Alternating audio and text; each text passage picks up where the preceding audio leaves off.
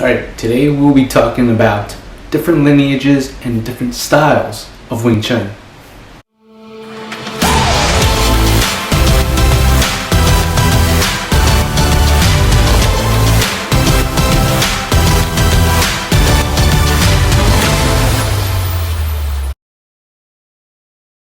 Hey, welcome to Practice Wing Chun, where we discuss Wing Chun and answer any Wing Chun training related questions.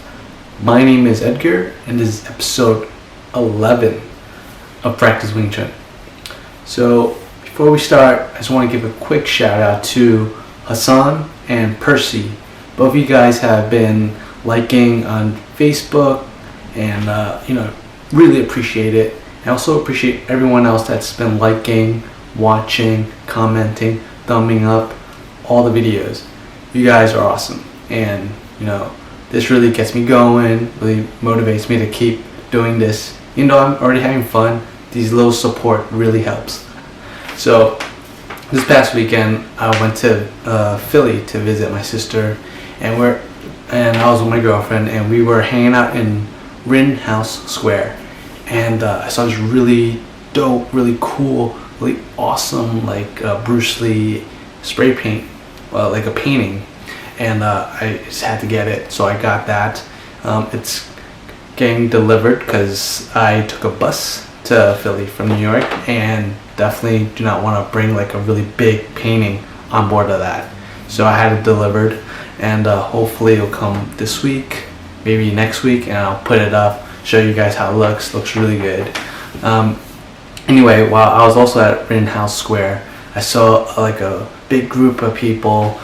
At first I thought they were practicing Wing Chun, because I saw a lot of like Biu Sel and like a Biu and punch, or Biu and Pak, and I thought, okay, this is probably Wing Chun.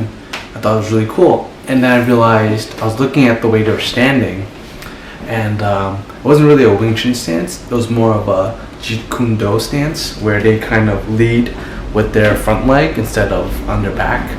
So I thought, oh, that's really cool.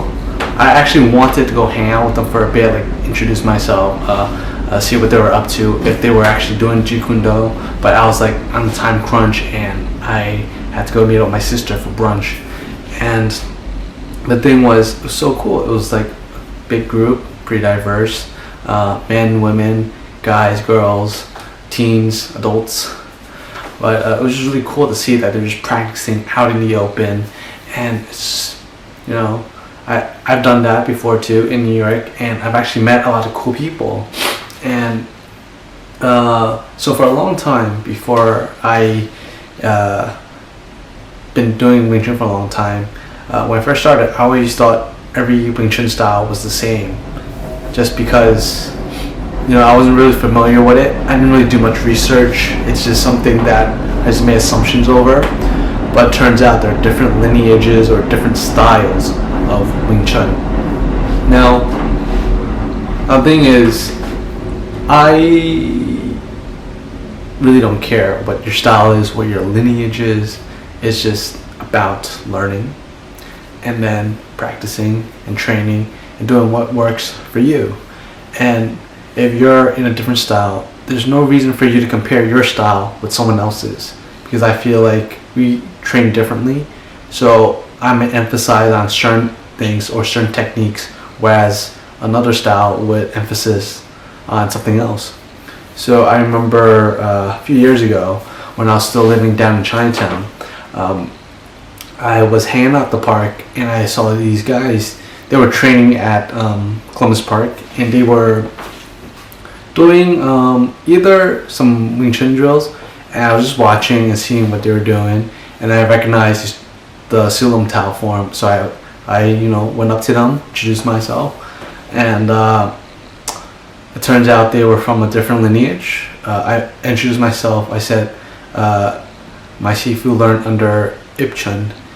They learned under Duncan Leung, and these were really cool guys, really friendly, really nice.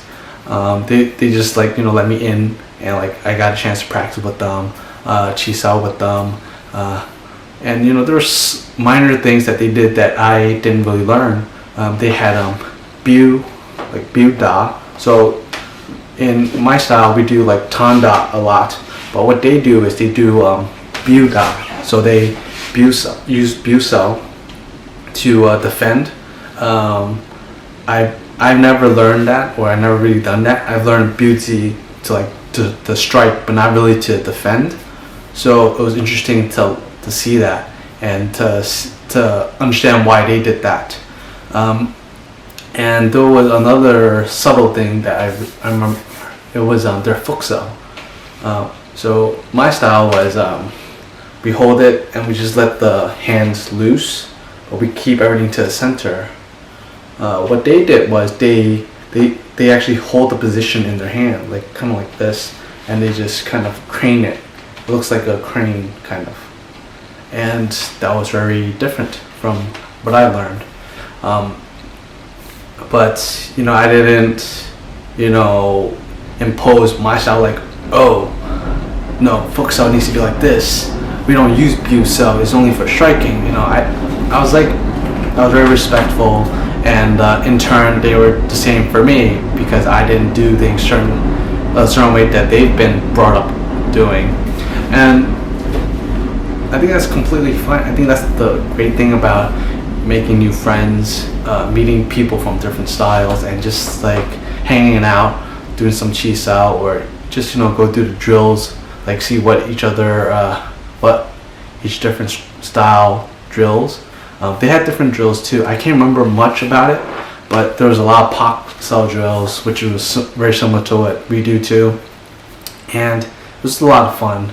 And when you meet people from other styles, don't try to compare. Just enjoy the moment, hang out, have fun, learn from each other. I think that's the most important thing. You guys go learn from each other, because maybe they emphasize more on offense or defense or whatever. It's cool to just share and learn. I think that's what martial arts is about. It's about uniting, getting together, and just sharing this like cool skill, this cool art, and it's a lot of fun. So this is it for this week. Next week we'll be talking more about more technique focused stuff, but this week I just want to talk more about like lineages and different styles, and how fun it is to just meet other people in different styles. It's always exciting, it's always fun, because maybe you're at a park and you see a group of people just doing some stuff, and then you recognize their technique and you're like, oh hey. And that's a really good way to just like introduce yourself, because you have something to talk about, you have something in common. And that's something I've really enjoyed doing. And so until before we close out, I just want to say I'm gonna be more tight on schedule, meaning I'll record in the morning, Thursday mornings, and I'll have it uploaded by Thursday night. So that way it'll be consistent, instead of like Thursday or Friday or Saturday. I'm gonna try to be as consistent as possible. Every new video should be out by Thursday evening, Eastern time, because I'm in New York. So Eastern time every Thursday. And so until next time, keep training.